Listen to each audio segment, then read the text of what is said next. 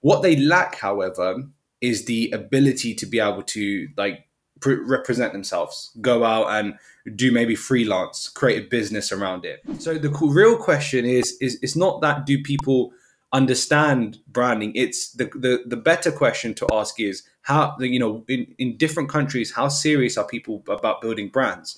Focus on the value, on the quality rather than the quantity.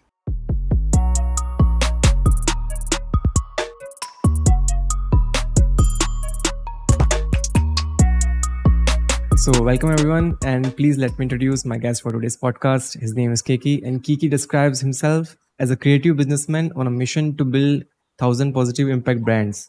He is the founder of Nine Designs, a branding and design agency based in London that focuses on building brands for positive impact and sustainable businesses. He has been helping brands for over a decade now. So glad to have you here, man. Man, I must say, first of all, like it's a pleasure to always talk to you. We did a live a couple of months ago, and I thoroughly Mhm. enjoyed it. So I'm really excited to be on your podcast, and I know you've done quite a few episodes as well. So the pleasure is all mine. Honestly, I'm more than happy Yeah, to be here. So thank you for inviting me. for sure, man. And I found that when I looked to your profile, I found that you have so many things going on. Like you were producing music at one time. So, what's the story of DJ KS? And I want to know that. Yeah. Wow, that's a long time ago. So in high school years, I was very creative, very creative. I was quite into a lot of art, a lot of music, like just sort of like experimenting the world, just doing what things that I like. And music was a Mhm. massive part of my upbringing, my culture, in particular Punjabi music, because obviously I'm Yeah. Sikh Punjabi. So Punjabi music had a massive, it was a massive part of my life. So I always used to enjoy going to weddings and parties and stuff, and always watching like the dole players, the drummers, the DJs, and just the way they did their magic. And really, I just sat down one day on my computer and I wanted to like create my sort of own mixes and fusions. And you know, Mhm. before I knew it, I was like just I was obsessed with like just creating remixes. And one of my Yeah. videos, funny enough, has over 1 million views on YouTube. So Yeah.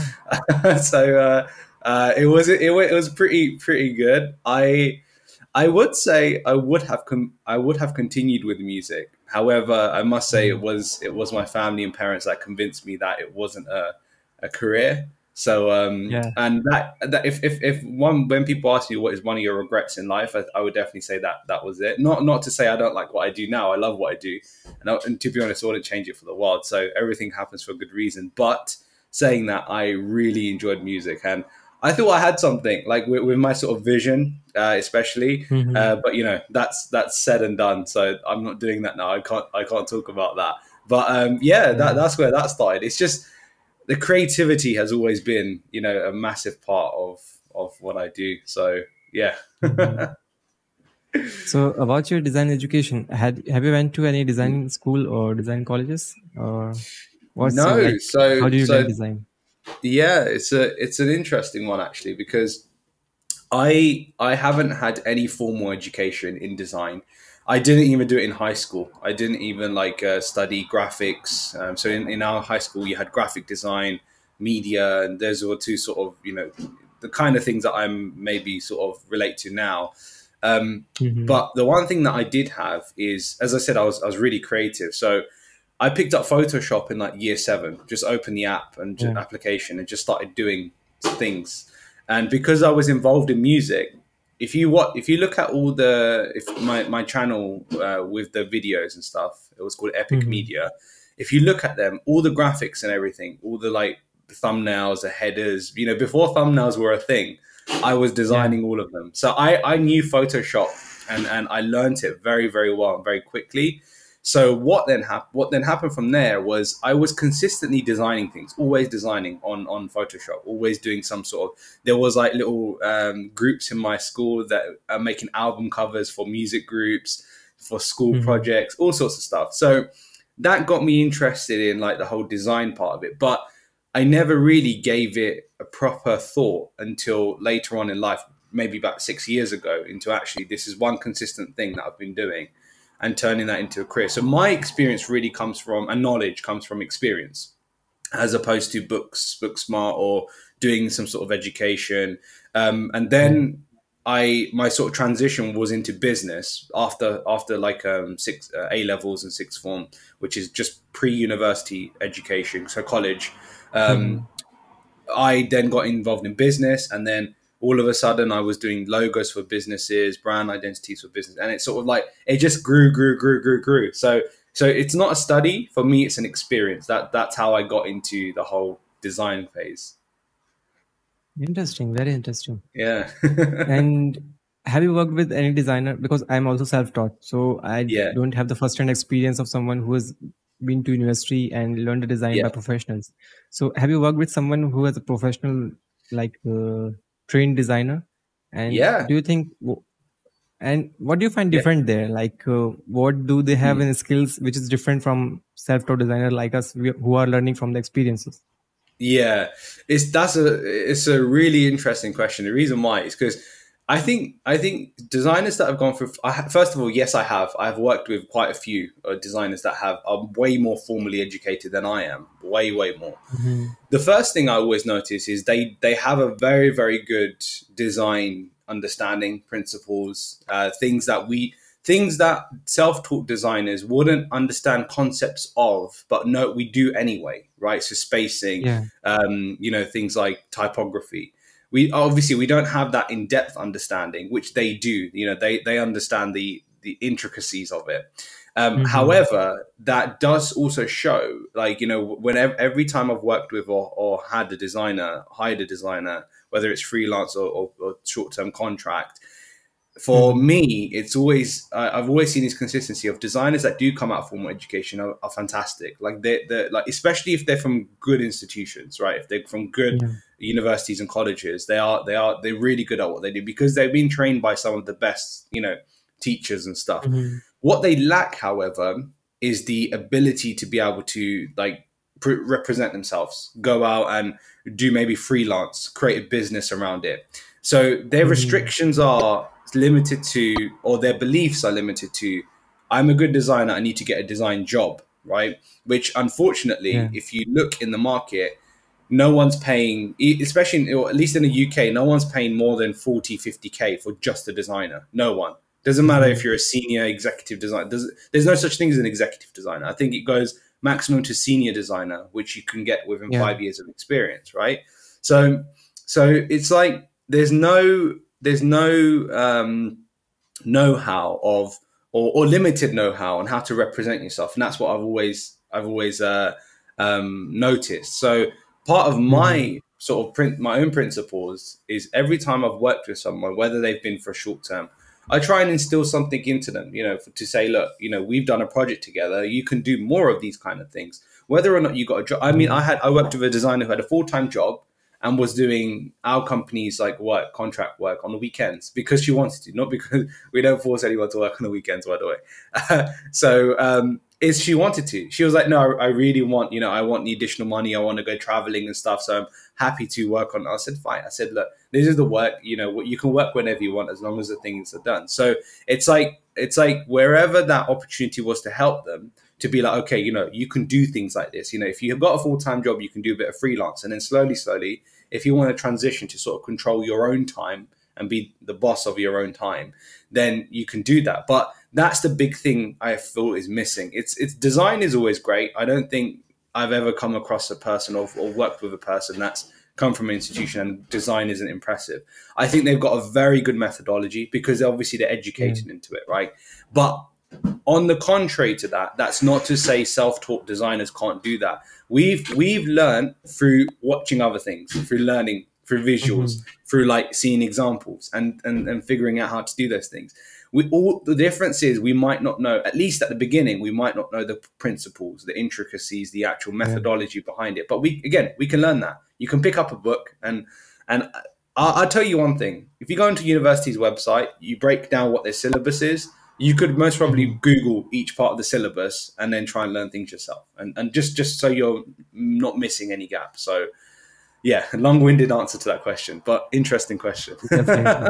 Interesting answer for sure. And I think what they call the Pareto principle of 80-20 applies here also. Like Yeah. the things you want to learn, I think only 20% of the design concepts are very essential for doing being a good designer. And most of the stuff you require as self-taught designer is either managing business, like working with doing admin work and lead management and stuff like that. Yeah. So I was having the discussion with one designer who is working with a startup here in India, and Mm. I'm glad to see that startup culture is quite booming here, and they are slowly recognizing the value of design in India. So Yeah. I'm very happy that design scene is growing in India. So what's the stuff like there? Are the new businesses or even small to medium businesses are aware about the branding in UK Mm. most probably? Like, are they aware about importance of branding, or is Mm. it still the same? Like, it doesn't depend Mm. on the country. You know what? I think this is a really interesting conversation that I think a lot of people should have, because Mm-hmm. there's definitely a cultural difference between countries, right? And I know being Indian myself, I know that the lack of importance, a lack of importance on like things like branding, and they like to go straight to marketing and just doing sales and stuff like that, and not caring too much Yeah. about building a brand. But you have to also understand like cultural differences in the way like consumerism. So let's start at the like sort of start of this, right? Is the reason Mm-hmm. why there is if there is an understanding on what the importance of branding is, the understanding is only there is if consumerism fits that model. And what I mean by consumerism is essentially how we as consumers consume things, right? So in the Mm-hmm. UK, it's much more different in terms of how the overall let's say London, right? Because London's very conscious. There's London's full of vegans. It's full of people that are way more forward thinking, way more open minded, right? So like in Mm-hmm. that respect, it's like the cultural difference is that when people buy things, they're very conscious about which brand do they buy from, who is it produced by. There's a lot more people that are looking into sustainability, right? Are these ethical, etc., etc. However, consumerism in India, at least like Punjab, where when I go back, no one really cares about where they get things from. It's the best thing out there is whatever the cheapest thing is, the cheapest, and that has Yeah. good quality, right? So there's a very different mentality, I think, in terms of the behavior. So that's where it Mm-hmm. sort of stems from on where the importance of branding is. So so to answer that question now is in UK, I wouldn't say that every small to medium sized business understands the importance of branding, because a lot of them still are in the loop of branding is just the visual identity, the logo, what your website looks like and stuff, and that's what their understanding of a building a brand is. But building a brand is far from that. You need to talk about positioning, you need to talk about your brand Yeah. values, your mission, you need to be talking about your brand's tone of voice, the tonality.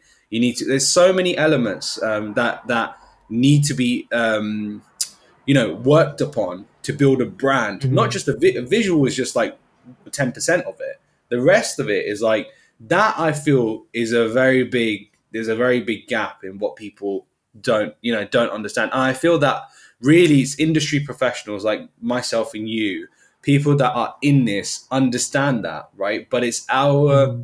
it's our sort of duty at the same time is to work with clients that also understand or appreciate that to a certain extent. And that's where it gets tricky. That's why it's not so easy to find good, very good, like small business clients, right? And a lot of people try to build like branding agencies or do brand designs for small businesses. But the problem a lot of them face, which is the same thing that I face, and I'll tell you why I sort of changed this within my business. The problem that I faced was that a lot of these small ones, not only do they don't understand, but they don't care enough, right? They don't feel as if Yeah. they haven't felt that pain of being, okay, look, I really need to scale this business. Or I really want to grow this brand, right? For them, it's like they're starting out limited, whatever is like the cheapest thing, whatever's minimal they need Mm-hmm. to do. So the question comes about is, are small to medium sized businesses in the UK serious about building their brand?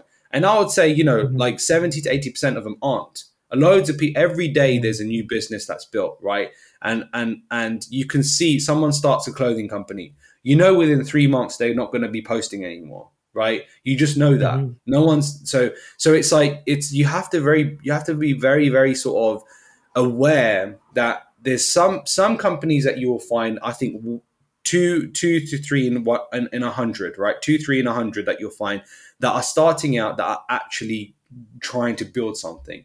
Those are the companies that Mm-hmm. say, okay, maybe we don't have capital for this in now, but let's come back in a year once we've done something with our business, and then we'll Yeah. invest in brand strategy, brand identity design, etc.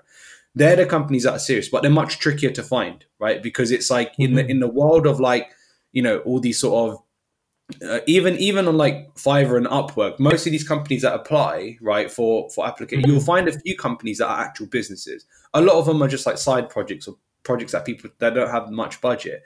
So the real question is it's not that do people understand branding. It's the better question to ask is how, in different countries, how serious are people about building brands? Because brands are the future Mm-hmm. of everything, right? And the reason why I Yeah. say that is because we purchase everything according to brand now. Everything. If you look around, I look around in my room, I can already spot like seven, eight, nine brands of things Mm-hmm. that I consume on a day, on a regular basis. Not even on a like just buy this because it's nice, but on a regular basis. So I think Yeah. that's the question we should be focusing on is how serious are especially if you're an agency, how serious are the people that are coming to you about building their brand? And if they are serious, Mm-hmm. then they will understand what branding is, right? So now that sort of, we might talk about this later on, but I'll mention it quickly here. That is sort of what led us to pivot a bit in terms of our focus. So we used to be real estate focused, but now we Yeah. work with positive impact, sustainable businesses. And one of the big reasons for that is because the real estate industry, most of the clients we're coming across, they didn't care enough to build a brand. They did not. Whereas conscious businesses, brands that want to have an impact, they know the importance of a brand, basically. So Yeah. it's like that education piece that I don't have to give them a lecture first. They already had the lecture from someone else, or they know in their industry, Mm-hmm. the industry is the lecture for them. But whereas the real estate Yeah. market, I have to give the lecture first before I then give my, sort of, and then once you've given the lecture, it seems like you're selling something, really like trying to sell something. Mm-hmm. This person's only saying this because he wants to sell this to me, but that's not the case, right? So I think that's the better question to ask, in a sense, is how serious are companies in our area, in our country, about building brands? How serious are they? So yeah, Yeah. yeah, Very interesting. I'm actually, when I was in the last podcast, I was having this conversation with Stanley, and he said that most of the like superheroes of design field are not very well known to the common people. yeah, I'm not sure like anyone who's not in like going for design as a business will know even about the Chris Do or even about like the top design legends. So they are yeah, mostly takes like they are not the front runner of the society, and I think this is the wide gap bit like as you said, there's a huge importance of having brand. Even the as we are moving more like this on like freelancers and contract mm, based workers, a lot less people are looking for a regular job. So yeah, there will be a huge demand for personal branding. mm. So branding is the future. But do you think there's a huge gap where knowledge gap where you have to come and fill that knowledge gap, like why branding is important and make this conversation mainstream? What do you think? Yeah. I think I was just noting that question down actually because again, another really good question. I think you see, like the one thing that I realized was since the last six, what's it, June? No, July, June now. So since the last 6 months, Hmm. right? I've been focusing a lot on my personal brand, and the one thing that I've seen that is a big difference is before I could have been posting the same content on my company brand, right? Yeah. But when people associate what is being said or the experience that's being shared or the information or knowledge that's being shared to a face, to an individual Hmm. person face, right? It comes across as so much more, how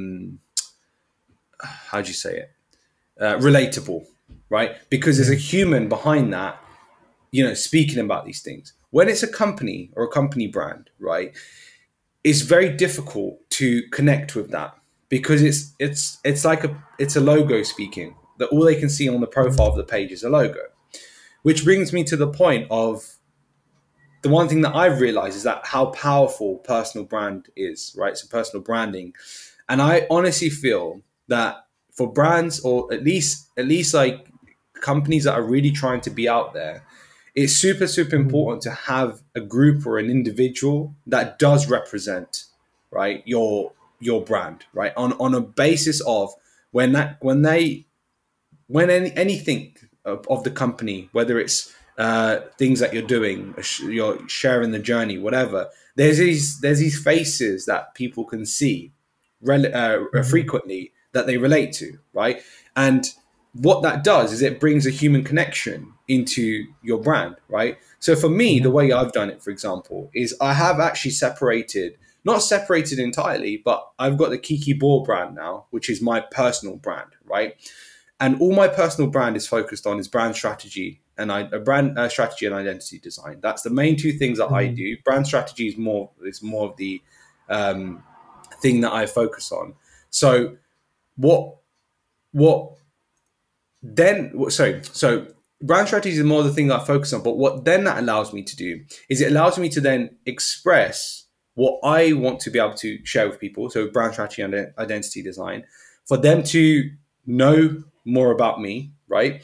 For them to be able to then figure out that, okay, this person is about this kind of thing, that's what I'm going to follow them for brand strategy and identity design, them getting related to me, speaking to me, DMing me, conversate like every person that DMs me, I get so many DMs. I voice note everyone. Mhm. I don't sit there typing, Yeah. A, because it's faster, but B, it builds a much better connection. When you can hear my voice and Mhm. I'm talking to you directly, it builds such a better connection, right? So Yeah. in order for someone to then connect with you, right, you have to do those kind of things on a personal brand level, right? Which is why the importance of a personal brand has grown. Now, when someone turns into a client, so someone says, "Hey, Kiki, oh, we've had a conversation for 3-4 days, whatever, right?" And he's like, "Okay, you know what, Kiki, I think I need help on this actually. After having a conversation, can we? Is there something we can do? Cool." Then that person straight away becomes a Nine Designs client, right? It's like this a transition. So they've brought into Mhm. me, but obviously the service provider is Nine Designs. So I'm this sort of like Yeah. mascot of my brand, of my business, right? That's what I am. I'm essentially a mascot. I'm someone that's bringing people in, right, into this. So I think personal brand is like, for me at least for like creatives, like I'm talking for creatives, media, Mhm. artists, photographers, videographers, podcasters, whoever, right, in the creative sphere. I'm not so sure about like accountancy firms and the future of like finance. I don't see JP Morgan coming out and building a personal brand. You get what I'm Mhm. saying though. It's like I think especially Yeah. creative. I can speak for the creative industry. It's the most important thing. I've had so many people messaging me now saying, Kiki, really like what you do. I want to learn how to be able to also, be out there and get work for my business, for my brand. Here's my brand page. Okay. It's just a company page. No one's interested Mhm. in follow a company page, I'll tell you that. But people are interested in you. So the one advice I've literally given to everyone is start building your personal brand. Start getting your face out there. Like, what do you mean? Like, start talking, start expressing, start making videos, start creating content, but having your face on it as well, right? Start creating, like, how Yeah. long does it take to create a story in the morning, say, good morning, I hope you're all well, I hope you have a good day, this is what I'm working on this week. It's like it gives people a consistent connection to you. So personal brands for me, like you said, not a lot of people would know outside of the creative industry, Christo and all these kind of people. But if you're in the industry, you know these guys, because why? People know Christo, but I can guarantee you, of the 800,000 followers he's got or whatnot, Yeah. if you try to measure a percentage of people that know about the future, I would say about 10 to 20% of people know of his followers. People follow him for Mhm. him. When they're interested, then they'll ask him, say, hey, Chris, really like your content. Is there anything you do? Yes. Hi, by the way, there's a feature. And then all of a sudden it becomes a future client. It's not a Chris Doe Mhm. client. It's a future client, Yeah. right? That's what his business is. So again, you look at the comparison between the future group, future page, and the Chris Doe. You see the follower difference.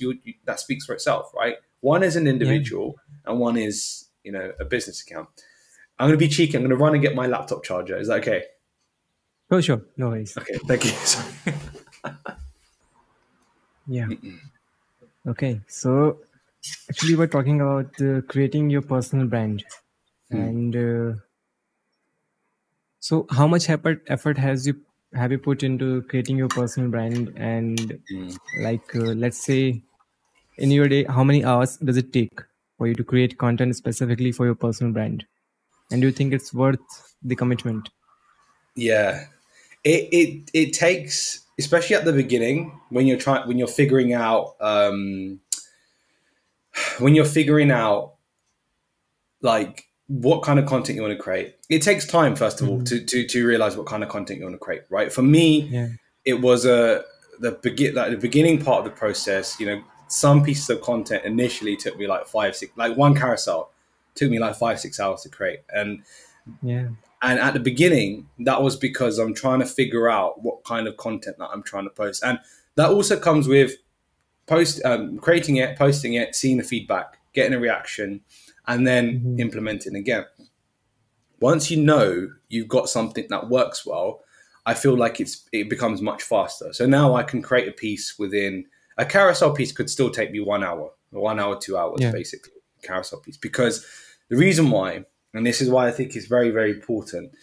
I think content creation is important, but valuable content creation is only worth it.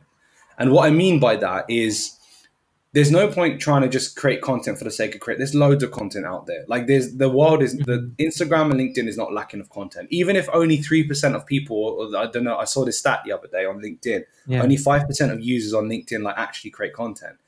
But for me, that is still way, way, way a lot of, is so much content because like it's if especially if a lot of the stuff is sort of regurgitated, the same similar sort of things is reworded in a different way. What I honestly feel is way more impactful, and it can lessen the time and effort it takes to build your brand, right? Is creating things that are actually resourceful and impactful for people. So if someone reads something and they can go and do something off of that. Now I'll give you an example. If you scroll through my Instagram feed, there's 3 or 4 exercises on Mhm. brand personalities, on brand values, brand vision statements. Yeah. There's 2 exercises on logo design, testing your logo. It's a logo test, right? It was one of the Mhm. posts it went ridiculous on LinkedIn. It's got over 90,000 views or something silly, but they are practical. They are actually informative to a point of like someone could walk away and do something with this, right? Rather than like, here are the top 10 Chrome extensions that are great for designers. That's great, but then 100 other people will create their own versions of that, right? So, Yeah. so what I mean by that is if you create valuable things, the impact will be it will go over a longer period of time. So if you look at it from an algorithm perspective on LinkedIn, if you create something Mhm. really valuable, that post could be getting likes for 4 weeks, right? Not Yeah. hypothetically speaking, you wouldn't need to post anything for 4 weeks. Obviously, you want to because you want to keep consistency. But hypothetically Mhm. speaking, you might not need to, right? On Instagram, I think the algo can last up to about 3 days now, 4 days, something like that, right? I see some Yeah. people's posts come up from 4 days ago and stuff if something's doing really, really well. So focus on the value, on the quality rather than the quantity. That will first of all reduce the stress that you have of expecting to build so much content. Some people will say create a piece a day, like the Gary Vaynerchuk model is like, just Yeah. document everything and just post one piece of content or post 2, 3 times a day on different platforms and stuff. It completely depends on who you are. Like for me, I'm running a business as well. I definitely don't have that kind of time. But at the same time, I don't want to just give my content production over to just a designer and hire him to do it. The reason why is because it needs to come from me and it needs to be very Mhm. thoughtful and thought driven. Yeah. So in terms of how long it took, right? So the last 6 months, it's been like consistently every single week having one carousel, right? I started off initially with 2, I think, at the very first 2 weeks, and I realized straight away that I already was dipping on quality, right? The value was dipping Mhm. because it's like I was just bringing up surface level stuff. For me, it's like let me think about this. Let me put actual thought into this and make this as practical as possible. So one thing that I'm doing, the series that I'm doing now of carousels, is I've got a very in depth brand strategy process workshop that is taking me 3-4 years to put together, and Mm-hmm. I am essentially breaking down the exercise. So the interactive exercises that we do, I'm breaking down those in carousel formats, basically, right? Mm-hmm. And it's super valuable. One of the ones that I did recently with brand values, it's got over like 1,400 downloads now. The free sheet that I gave away. But that's the point. Oh. It gives something for people to do, right? It's valuable. So Mm-hmm. that's in my opinion on how you cut down on like the sort of perception of, build it takes a lot of effort to build a personal brand. Of course, everything that brings you results takes effort. Like my posts have been reposted by Christo about three or four times. 3 or 4 of them have been reposted now. I think it's four. Mm-hmm. It's four. Sorry, 4 posts from Christo have been reposted by Christo. Every time they get reposted, I get a bunch of followers. But the other thing that I get is so many DMs. DMs are Oh. like, you have to go through them and it takes time. So that is part of it. Mm-hmm. Like I literally had to take out one whole day to reply. And Mm-hmm. I'm not bothered whether this person has or has not got a big brand. I'm not worried about that. My impact isn't. I'm not here for just to build my agency side and just to get in high paying clients. I'm bothered about what other people are thinking about brand. I want to be able to help. So part of my positive impact of helping 1,000 build brands, part of that mission, the little an additional part of it is just being able to help whoever I can, however I can, even if it means sending a Mm-hmm. couple of voice notes, right? Yeah. So that part of it can be laborsome of replying, engaging, and that kind of stuff. But the what I must say is once you get into that flow, it will become natural to you, right? It Yeah. becomes second nature. You realize that you don't have to reply to all the comments straight away. You don't have to reply to all of the DMs in the same day. I one of the posts I got like over is ridiculous. I got over like 500 messages or something, and I just Mm-hmm. literally did like a reply to at 50 a day for 5 days, and I just posted on my story a video of me to say, hey, I know a lot of you have sent me DMs. Give me some time. I'm getting through them. There's so many DMs, right? So Mm-hmm. it lets people know. So someone hasn't messaged you like, oh, this guy doesn't even respond.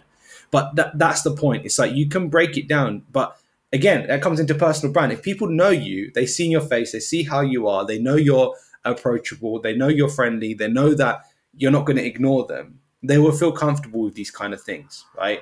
And that's how you connect with people. So Yeah. so definitely, it is work. It definitely takes work, but I definitely think it's value. Like honestly, the value that I've got from the last 6 months of doing this compared to what I've done in the last 3 years, 4 years of my own agency and business, like Mm-hmm. this is the best way to get clients. This is the best way to get your name out. This is the best way for you to become an industry looked at as an industry leader and expert. This is it's honestly like for me, personal branding solves so many problems for freelancers, designers, so many. But the issue Yeah. is, and it's always going to be an issue, is not enough people are going to do it. Not enough people are going to put that effort out there. So what is worth the effort? It will take some time Mm-hmm. at the beginning, but it is definitely worth the effort. So now I'm doing working with editor to do loads of TikTok content, basically, right? Mm-hmm. That's a big thing for me, and that's coming. And I've got my own style with that. So yeah, it takes effort, but it's worth it, is what I would say. Definitely. Yeah. And I think it's a very long term process. Like you will have to Mm, overlook the short term gains for the long term process. And yeah. that's the question I have. I don't want to misquote Matt Assam, but someone said to me that Matt Assam has said this, that if you are earning less than 10,000 US dollar per month, then you should focus on building connections then rather than creating content. Mm, And I found there is some truth to it, but how would you build connections without creating content? Do you think is mm, this possible? And what could be like another strategy? So got I'm it. guessing the difference would be doing inbound or outbound marketing. So what do you think Yeah. is a good way to approach this quote? Because Who quotes said can this, be by the way? very misleading. I Yeah. think medicine, but I'm not sure 100%. Okay. Got it. No, okay. So everyone has their own experiences, obviously, right? It is very circumstance based. I don't think there's a the one thing that I completely believe is everyone's journey is different, so everyone's experiences will be Mm-hmm. different. So someone might be able to Yeah. build connections and not create any content, and literally someone goes off of trust. Someone might be very good at talking, right? Like they Mm-hmm. persuade you with their way of talking, and some people are like that. You know, some people like good salesmen can get you to Yeah. buy without you realizing you've brought, right? So that's without showing you anything of their past. A good salesman can do that, and they can Mm-hmm. also make it feel as if you're not being sold to, right? But in my opinion, right, I personally think the best chance is doing both of them at the same time, right? And as I said, how to make it manageable is you don't need to create four pieces, five pieces of content every single day, right? Of creating, right? Literally, you posting your story is a piece of content. Is keeping your audience Mm-hmm. updated. What is content? Content is for us to provide information to keep our audience updated, to say, hey, we're still here, right? So Yeah. you can do that in the form of a story. You can do that in the form of, like, if you've seen on LinkedIn recently, a lot of people are doing just text posts, no image, no Mm-hmm. video, nothing, no carousel, just text, just talking about something general, random, or something related to the industry. That's a piece of content, right? So if you wanted to do Mm-hmm. 3 pieces of content a week, you got a carousel, you got a few stories, and you got a piece of text, right? So you can keep it manageable. At the same time, you can build connections. So you're sort of splitting your time, right? And the one thing I agree with that statement is building connections is like is powerful as hell. Is so powerful. Like, I've built Yeah. connections, and I make sure that any sort of courses I sign up to, or communities that I get involved in, right? I Mm-hmm. try my best to try and talk to as many people as possible, and more and consciously, to actually understand what they do, to try and get involved in with what Yeah. they do, right? How can I be of service to what you're doing? How can I help you, right? Then all of a sudden, even if you haven't done anything to that person they've not become a client or something, or you've not actually provided like a payable service to them, a deliverable, Mm-hmm. all of a sudden you are on top of their mind, because you've either spoken to them, you helped them in some way, and then now they know what you do. You're their trusted source. So if something comes along their way, they'll send it over to you, right? So Yeah. I had literally had a perfect example of this yesterday, right? Someone that I know, that I've helped with a piece of work that they're doing, right, has had another client come in to say, hey, I need help with the website and the brand side of my business. And what's the first thing that happened? The first thing he said, Kiki, this person's got this issue, this is what they're struggling with, they need some help, they need someone to work with them. Boom, all of a sudden it's like that's now a potential lead, right? It's like, without me Mm-hmm. having, like, he did the pitching for me. I didn't do the Mm-hmm. pitching, right? He pitched me to say, I work for this person, work with this person. This person was so good. Look at, this is the work that they did for me. You need to talk to this person, right? Because why? Because I took time, and I didn't take time intentionally to build that relationship with the mind that this person's going to bring me leads. I legit just took time to build relationships. The Yeah. second part of that is, any client that you're working with, make sure that you build good relationships with them as well, right? So another example is, we had one of our sort of like record breaking projects that we did recently, in terms of the kind of project size and scope and scale, and obviously what we charged. Mm-hmm. And with that project, right, one thing I made sure was that we need to make sure that this person is not only happy with what we're doing, but knows that we are here for them at any time, and build a very, very good relationship with that person, just so we Yeah. know that we've got that, ability to be able to pop up for them, and they feel comfortable with knowing that, okay, we can just rely on these people when we need these sort of issues solved.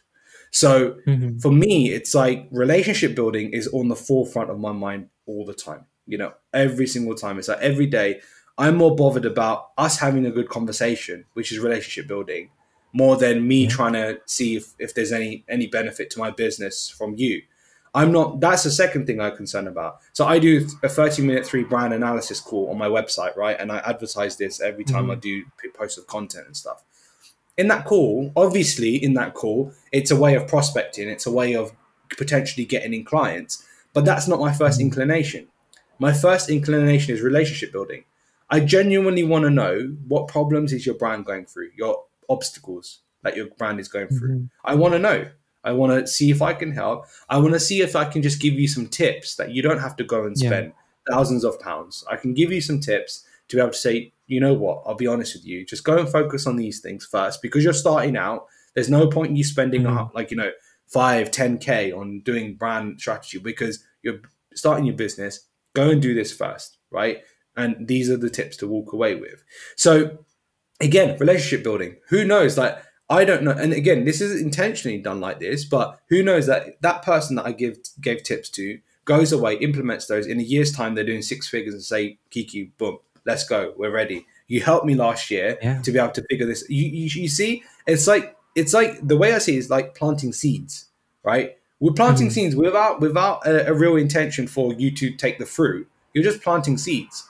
But if the fruit Yeah. comes in, fantastic. It's amazing. But that also comes into, Chris was talking about this. There's a book called Person of Key Influence. I haven't read the book yet though.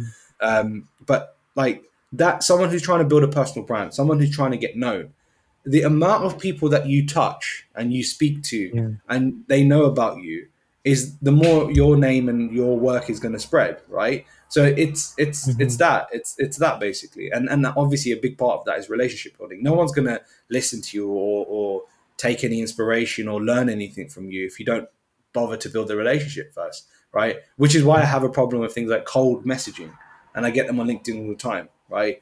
I'm trying to do more to build a relationship first, trying to connect with the person, see what's going on, etc. Like right before trying to even sell anything. So yeah, basically. So in A a very nutshell. interesting answer for sure. Yeah. Yeah. Actually, I want to talk about being a strategist. So, Mm. how long have you been offering the brand strategy? So I've been doing brand strategy for 3 years. However, Mm-hmm. the process that I've got now, the workshop style that I've got now, I've only been doing for the last about 3-4 months. And Mm-hmm. my process before was very sort of, it had a few exercises and stuff, but it was very laborious in terms of question and answer and digging deeper, asking sort of strategic or psychological questions and things like that, which was good for me because I was just Mm-hmm. asking questions and the clients are just answering. But Yeah. I didn't feel as if the results that we were getting from those strategy was accurate or in depth enough because they're just sitting there and answering questions. And obviously, a big Mm-hmm. part of this is COVID because I mean, I don't know, but had I been able to see more people at that time, I think it would have been much more different. Like reading body language, talking Yeah. verbally, like doing activities and stuff is so much more different. Now, fortunately, touch wood, like things are better with COVID wise and stuff. I'm able to go to clients like offices and locations to be able to do workshops. And that spurred me on to do something way more interactive because the issue that I had really was because they're just answering questions. I'm just asking questions and they're just answering questions. It just feels like that they're just saying what their brain is telling them to say, and sometimes that's not the Mm-hmm. truth, right? Yeah. Sometimes someone asks you, okay, so what's the vision for your brand, or like if you're just asking questions rather than smartly figuring out ways to get them to tell you their brand vision. Anyone can say anything. Oh, our brand vision is to, we want a 500,000 people company. That's our brand vision. We want to be the biggest Mm-hmm. XYZ in the world. It's so easy for me to say. Whereas what we Yeah. do now is we have exercises. So we'd have an interactive exercise, which might include a big flip chart or a whiteboard. The exercise might be, okay, so, like for example, okay, the scratch card one, which is on my Instagram, which is a free download. You get a sheet, Mm-hmm. right? It's about your Mm-hmm. brand values, right? And what you want to do is you've got 2 minutes to quickly scratch out what you think are not aligned with your values and circle the ones you are. Now, what that Yeah. does is it doesn't give and it's a massive sheet. It's huge. It's like over 200 words on it. So you have to do it very Mhm. quickly. So you got to go off a gut feeling, right? Yeah. You don't have time to think that, make an excuse. So it's very, very quick. And what that enables us to do is it enables us to get way more accurate results, because they're only going to quickly think of what they understand their brand to be, is whatever their perception is, right? Whereas when you give someone too much time to think, they might say what they want it to be or what they think it should be. But when you're putting Mhm. someone under so much pressure like that, it's like they just got no time. And then we have the second part of the exercise, which they go and stand up in front of the group and explain why they circled the ones that they think match with their values. So that's an example Mhm. of an exercise. Another exercise we do is for brand vision, right? It's called a news headline exercise. So what we do is Yeah. we have these sort of newspaper templates. They have the right headline for in 10 Mhm. years time. What will your brand is in a newspaper, on the front page of a newspaper. What is that title going to be, right? So for Mhm. some people it might be, revolutionary medical company finds new cure for cancer. That's a Yeah. headline, right? So what is that according to their brand? So what happens is when you've got a team of 5 people doing this exercise, right? And it's creative because it's Mhm. like these newspapers are printed out, they're using color pens, they're like their brains are engaging. It's like they do that sort of exercise and then they realize, so it's like a brand vision. What vision do they have that in 10 years, where will I? So I'm not asking them that this is a brand vision. The exercise, this is Mhm. the exercise. You've got to tell me in 10 years' time, what do you think your brand will be known for? Before they know it, Yeah. we're working on brand vision, is what we're working on, right? I'm not saying what's your Yeah. brand vision, because that you see, so there's a very different approach to that. So and of course it gets different answers, but more accurate answers when you do exercises. And those that has taken a long time to produce the exercises, and I think that is very Mhm. like it's extremely based on like different courses I've done, even things that are not related to brand and design I've done in the past, Yeah. where it's like, workshops I've gone to, the kind of things that they've done and translated though to sort of brand and design.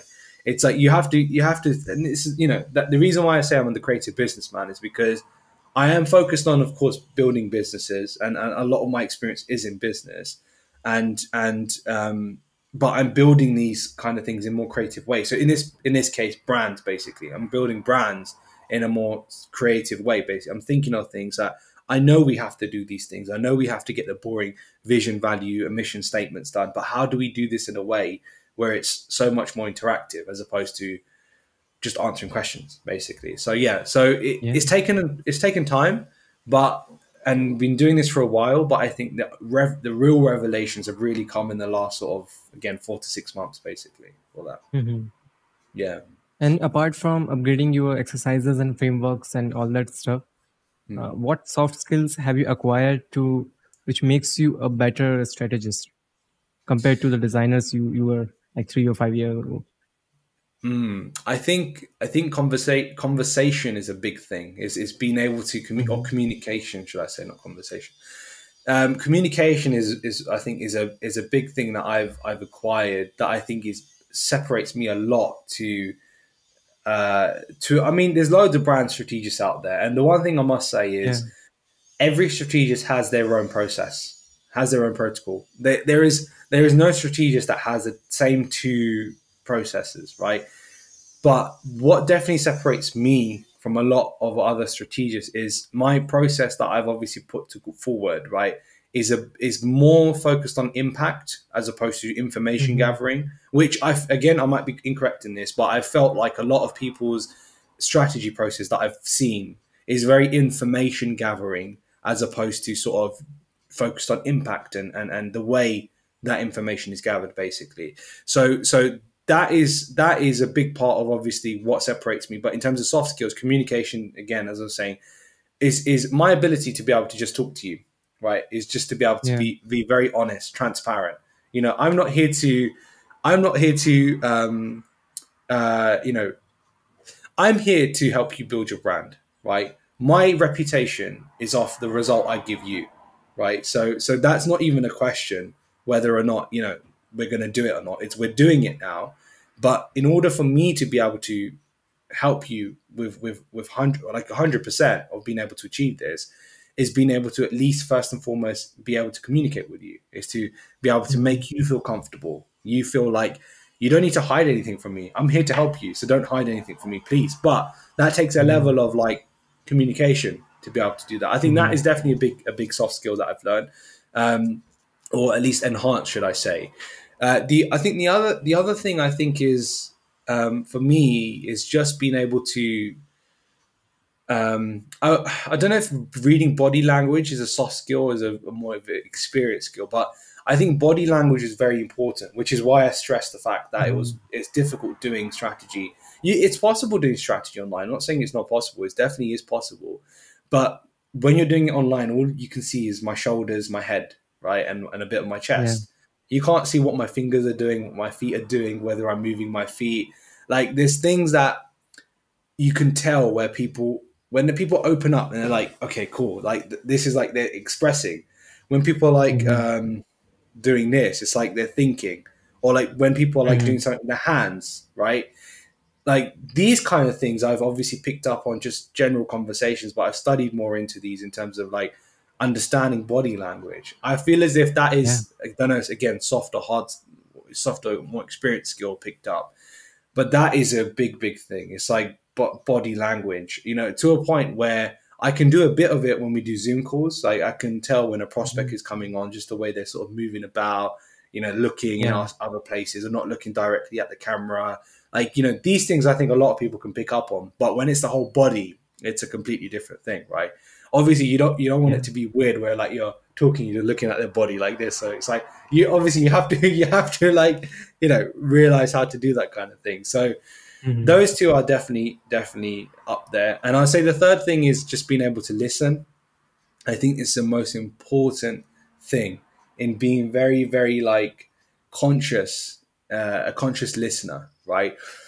Strategy, in especially in our process, again, there is a lot of repetition that happens, because if someone is telling, first of all, the truth in terms of what they want, but also Mhm. they're very like, you know, confused about what they want to do, what they want to say, there's always going to be consistencies in what comes up. So they might Yeah. say things in a different way, but the main point they're trying to get across is basically, you know, literally what they're trying to express and say. So listening consciously is very important. And then all of a sudden, when you highlight that what you heard to the client, they're like, "That's it," you know, that exactly that, right? They have that kind of response. It's like, you are listening to me, you are understanding me, you get what I'm saying, you're helping me break down the confusion that's in my head, right? So that's what, you know, brand strategy is a big part of just clearing confusion. If I'm honest with you, it's like a lot. Literally, my last 3-4 brand strategy clients have all said, especially this new process, this is just like Mhm. therapy, right? It literally Yeah. is like therapy in its own respect, because it's like they're Yeah. coming in with the team has got all these ideas, the founder has all these ideas, everyone sort of like, you know. And again, I got a post on this on my Instagram. It's like it's a little doodle Mhm. that I draw. It's like everyone's got all these different things, but strategy is all about how do we organize all those things. We can get them all Yeah. done, or we might need to cut out some of them or add something in, but we have a structure that everyone is happy with and to follow, basically. So those are the three things. So definitely, communication, your body language, reading, and listening. Definitely three soft skills. Very interesting. This is. Yeah. And I would like to use your own exercise on you. So, Sure. where do you see yourself, like in the newspaper, let's say 5 or 10 years from now? So, what would be the headline for you? Got it. This is I was thinking about this recently in terms of where I want to go. I think for me, I'll say the headline in a second. I'll explain where I feel in 10 years that I want to be. I definitely want to Mhm. be seen as someone, you know, very well knowledgeable and experienced in this industry in building brands, basically. And I Mhm. think I definitely want to be known way more for in the sustainability and positive impact space, right? So someone who has been able to lead brands, in this industry forward, with with the kind of thinking, the way I sort of help and lead, brands basically, and essentially strategically set them up is what I want to be known for. So the headline could Mhm. be groundbreaking strategist that has helped change the world, or something like that, or not the world, but help change this like sustainability sector or something, right? So Mhm. something along the lines of that. So if I was to create a headline out of it, but yeah, like as I said, I'm not bothered about like name and fame. If anything, I'm bothered more about impact, right? I feel as if that this was a massive part of, again, why I shifted from real estate. I want to feel as if that the work, like, we design, it's great, we solve solutions, that's fantastic, but are we really solving like real world problems, right? There's Mhm. so many economic, so many social issues, there's so many environmental issues, right? What Yeah. impact am I having? Not we. I'm not. I can't change anybody else's, but I can at least know that what impact am I having with the work that I'm trying to do. So in real estate, it's very difficult to execute that, because real estate is real estate. I'm not saying there aren't Yeah. companies out there that are conscious. There are, but it's much less. Whereas when you're focused in an industry where it's like you want to work with companies that they balance people, planet, and profit. They're the three things they balance. It's not to say a brand that wants to help, better the world can't make money. They can make money. They can make profit. They can make loads of profit.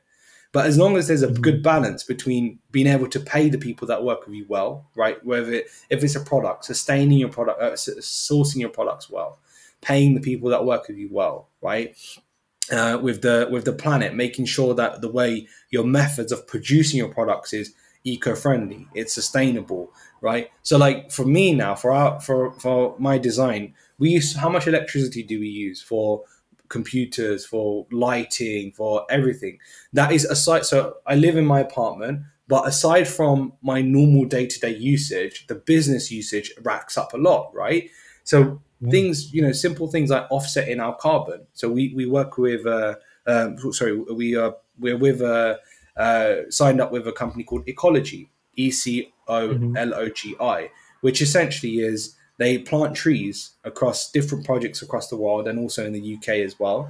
And we pay monthly to be able to contribute towards planting our trees, and we get certificates and we get images of our trees being planted. Like, it's amazing what just sitting Yeah. here and paying some money towards a cause can do, because we're using this electricity, but we're planting way more trees now than we are actually using, right? So it's like we're giving back to the planet in terms of, at least financially, what we can do. So it's like those kind of things. It's like it's super important to, like, be conscious of like, for me at least, of the impact that you're having. So that's definitely more of what I want to be, known for, is like the person that builds brands but is very conscious about, the impact that we're trying to leave on our younger generations, on people, on the future of our children and our grandchildren, etc., on their future, their Mhm. planet, right? That's what we're essentially setting all this up for, right? So it's like, Yeah. and for us to have, we can only have happy, healthy lives if, our bodies are happy, if people around us, like, if you go on holiday with your family and everyone in your family is miserable but you're happy, it will ruin the Mhm. mood, right? So if the people Yeah. out around you aren't happy, if the planet around you isn't happy, right? It's like that. So that's definitely what I want to be definitely known for, along something along the lines of that, basically. And Yeah. it's For to sure. just to add last thing to that, it's a process, right? I'm saying this now, Mhm. but 5 years down the line, it might be way more niched or way more focused on something, right? I want to be known Mhm. for this in sustainability, right? It's a process, but the point is, and same thing for brands, by the way. They might say something in 10 years, but that might change at 2 years down the line, depending on what contracts or business they do, etc. Right? So the point is that you've got a vision to work towards, right? It's not set in stone objective goal. There's a big difference between the two. A vision can take you towards something, but then when you get closer to Mhm. it, you realize, actually, this is a better version of it. I'm happy with Yeah. this. So yeah, basically. Yeah. Actually, I had a really interesting question in my last Yeah, podcast with Stanley, and the question was that how can a young designer change the world? And he gave very interesting answer. Like you first start with changing your world, then when you are self-sustainable, then you move on to change the world. So yeah, for sure, this process takes time. Like you'll have to be at least be financially secure. Then you go yeah, on and fight against a cause and fight for a cause. yeah, So that's something very interesting. I'm yeah. so happy that you are fighting for being sustainability and for this planet. No, definitely. I That's think right. you really nailed it there, right? You got like, in order to feed other people, you have to feed yourself first. You know, you can't go out Yeah. and feed other people without being able to feed yourself. But it goes. It also works in a way. It's like, you know, you don't have to like be the largest person or the most successful person to go and help. It's like it's in you or it's not in you, in Mhm. my opinion, right? You know it. So like sometimes people say, I will give to charity when or charity or sustainable causes when I reach 50K, right? Then I've Yeah. got more money. But it's like, you know, like if you don't have the financial means, there's something else you could do. So like for me now, I'm Mhm. not I'm not helping big corporate, like, you know, positive impact brands yet, right? But at the same time, my part of positive impact is like having conversations with small businesses and just giving them tips and advice. It doesn't take much out Yeah. of my time of the day, or if anything, it keeps me sharp, right? It tests me, so it gives something back to me as well. So it's like, you know, like you said, you have to obviously, you have to be at a certain level first, right? Of being able to help yourself first before making an impact on anything else. But you know, don't let that also hinder you to say, I need to get to Mhm. level X in order to. You can do little things along the way, because it's interesting. Because my father used to say to me, um, you know, you have to like I was always a person to be able to try to help people, right? I Yeah. had this mindset, like group that I used to have. I used to post like quotes every day, like sort of inspiring quotes, but you used to make them practical, you know, like you see Instagram quotes every day, but Yeah. make them a bit practical, like how can I Mhm. utilize this in my life? And my dad used to say to me, how can you think to that you can help people, you haven't achieved anything, you know, you haven't got anything. And it made me like it got, obviously I got defensive. I was like, well, you don't need to be able to achieve anything, because like, you know, like it doesn't matter who wrote the quote. If someone wrote it and that helped someone, that's you created some sort of impact, right? So Mhm. it's like finding that balance. Obviously, to have a Yeah. great impact, to have a sustainable and lasting impact, you need to be someone or something, right? Or you need to be able to achieve something. It's like, you know, you take on a Mhm. project. If you've not got any experience before, what quality is your project going to be? It's the same principle, right? But the Yeah. more and more projects you do two, three, now you're getting better and better and better. But it doesn't mean that you can't take new projects on. You can, but it just means that you're just that level better. So it's like it's progressive. So keep doing it. But Mhm. you know, like again, the foundation is you have to feed yourself first. You know, you have to sort yourself out first, right? If you're a mess, then sort yourself out first. You know, if you feel Yeah. confused, sort yourself out first. When you've got a direction, you say, yes, I know I'm working towards this now, and you might be on level 3 and someone's on level 1. Feel free to help the level 1 Mhm. person, and also learn from level 4, level 5, level 6 people, right? And For yeah, sure. you know, simple as that. Yeah. Awesome. Yeah, Kiki. Wow. This has been a wonderful conversation. And please let us know, like cool. anyone who's listening or watching, where we can find you and how to reach out to you. Sure. Mine is short, sweet, and simple. So I'm Kiki Bhaur everywhere. KIKIBHAUR. On Instagram, TikTok, LinkedIn. I'm on Facebook, but I don't really use it. It just automatically posts on Yeah. my business page. So they're the Mhm. main three places you can find me. And yeah, the same handle everywhere. So it makes it easy. It makes life easier. Yeah. And anyone who's listening, please make sure to check him out on Instagram because he posts really insightful carousels. And it's been a really wonderful conversation. So thanks for Appreciate being it. here. Thank you so much. I'll stop Thank you again. recording. It's been a pleasure. Thank you, man.